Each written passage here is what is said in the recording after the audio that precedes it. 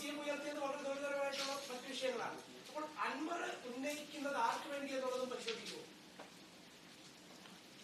അൻവറിനെ പറ്റി പരിശോധിക്കണമെന്ന് പറഞ്ഞുകൊണ്ട് ഗവർണർ കത്തയച്ചിട്ടുണ്ട്.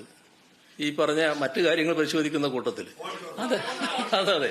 അതൊക്കെ അവരെ പരിശോധനക്കാർ പരിശോധിക്കട്ടെ. അതിന്റെ പരിശോധന നടക്കുമല്ലോ, അന്വേഷണ സംഘം പരിശോധിക്കുമല്ലോ. അതാണ് ഏറ്റവും നന്നാവുക.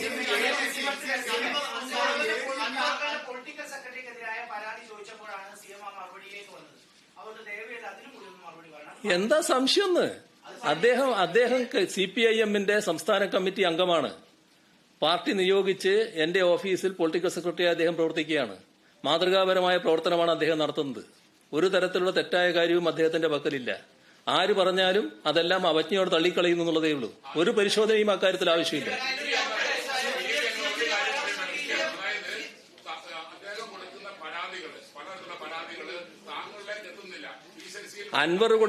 അൻവറോ മറ്റുള്ളവരോ കൊടുക്കുന്ന പരാതി അതേപോലെ സ്വീകരിച്ച് നടപടിയെടുക്കാനല്ല ശശി അവിടെ ഇരിക്കുന്നത്.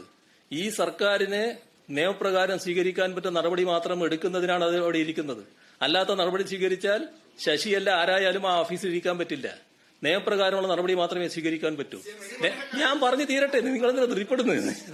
നിയമപ്രകാരം സ്വീകരിക്കാൻ പറ്റാത്ത എന്തെങ്കിലും കാര്യം പറഞ്ഞിട്ടുണ്ടെങ്കിൽ സ്വാഭാവികമായി ചെയ്തിട്ടുണ്ടാവില്ല. ആ ചെയ്യാത്തതിനൊക്കെയുള്ള വിരോധം വെച്ച് വിളിച്ചു പറഞ്ഞാൽ അതിന്റെ മേലൊന്നും മാറ്റുന്നതല്ല അത്തരം ആളുകളെ. അത് മനസ്സിലാക്കണം.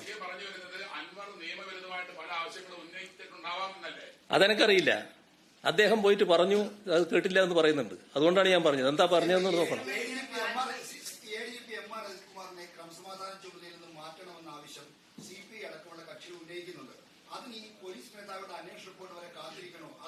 അതെല്ലാം നിലപാട് വ്യക്തമാക്കി കഴിഞ്ഞതാണ്.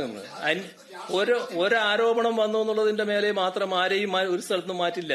അന്വേഷണ റിപ്പോർട്ടിന്റെ ഭാഗമായിട്ട് മാത്രം